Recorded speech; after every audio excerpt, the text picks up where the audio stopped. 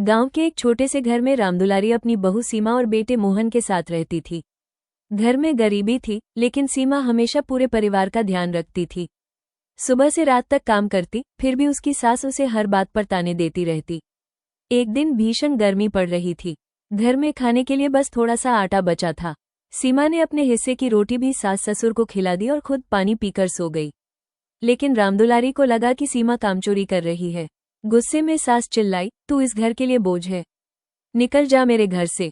सीमा की आंखों में आंसू आ गए। उसने बिना कुछ कहे अपना छोटा सा बैग उठाया और घर छोड़कर चली गई। मोहन भी मजदूरी पर गया हुआ था, इसलिए उसे कुछ पता नहीं चला। अगली सुबह अचानक रामदुलारी की तबीयत बहुत खराब हो गई। तेज बुखार और चक्कर की वजह से वो जमीन पर गिर पड़ी।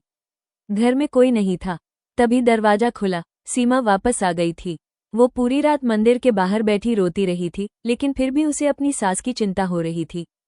उसने तुरंत पानी दिया, दवाई लाई और पूरी रात सास के पास बैठी रही। सुबह जब रामदुलारी की आंख खुली तो उसने देखा सीमा उसके पैरों के पास बैठी है। उसकी आंखों से आंसू निकल पड़े।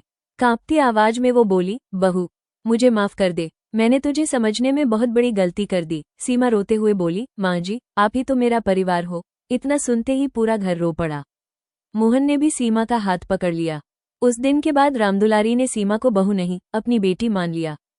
सीख, रिश्ते गुस्से से नहीं, प्यार और समझदारी से मजबूत बनते हैं।